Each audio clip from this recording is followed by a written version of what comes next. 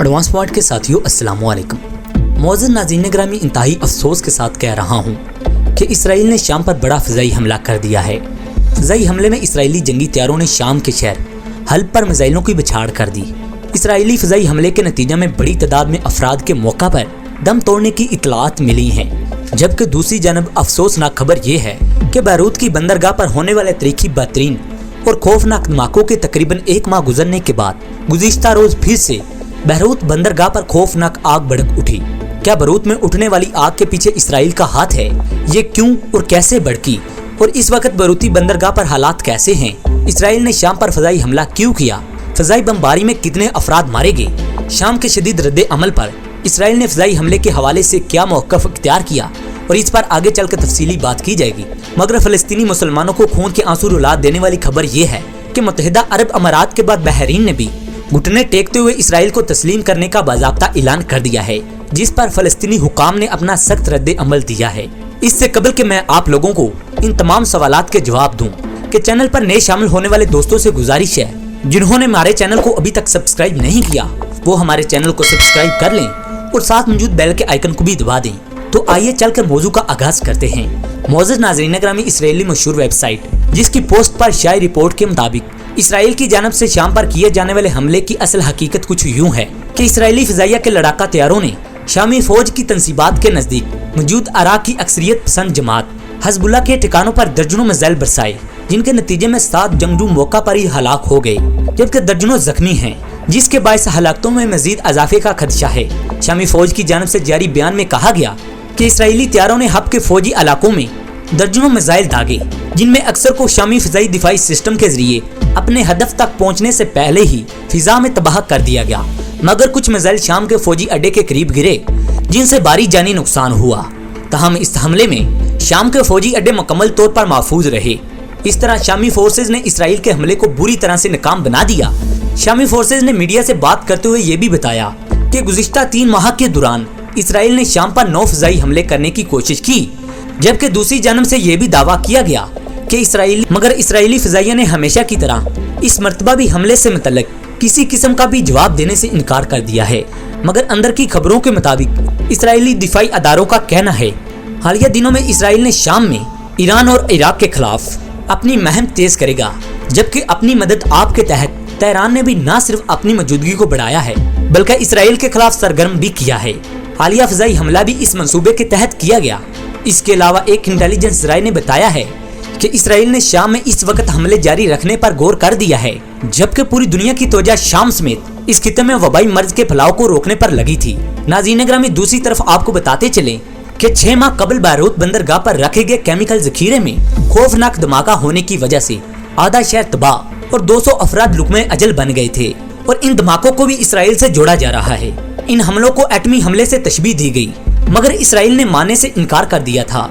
बंदरगाह पर हमले के बाद से मलबा हटाने का काम जारी है, मगर गुज़िश्ता रोज एक अनहोनी इस वक्त हुई जब मलबा हटाने के दौरान एक मरतबा फिर खौफनाक आग भड़क उठी। लिबान के फौजी हुकाम का कहना है कि आग बंदरगाह के वेटर हाउस में लगी, जहां बड़ी मकदार में ऑयल मौजूद था। लगने वाली आग की शिद्दत पहले से भी कई गुना ज्यादा है। आग के शोले आसमानों से बात करने लगे हैं, पूरा इलाका धुएं के बादलों से छुप गया है। यही वजह है कि अमदादी काम के लिए फौज को तलब करना पड़ा। आग पर काबू पाने की कोशिश जारी है। किसी को भी बंदरगाह के मुतासर हिस्से में जाने की इजाजत नहीं दी जा रही, मगर अभी तक हलाकों और जख्मी होने वाले अफराद की इतला सामने नहीं आ सकी।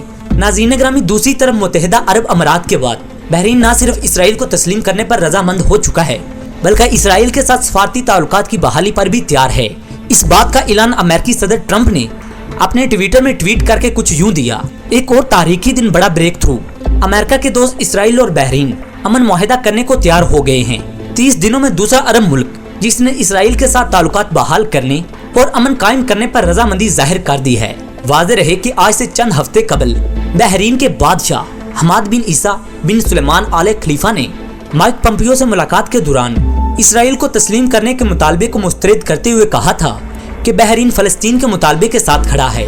बहरीन के बादशाह ने इसराइल के साथ ताल्लुकात को महमूल पर लाने के दबाव को वादे तौर पर रद्द करते हुए कहा था कि बहरीन इसराइल के साथ सिर्फ इस सूरत हाल में ताल्लुकात बहाल करेगा जब फ़लस्तीन को 1967 से पहले की हैसियत के मुताबिक मुकम्मल तौर पर आज़ाद रियासत तस्लीम करके फलस्तीनी मुसलमानों को इनके हकूक दिए जाएंगे।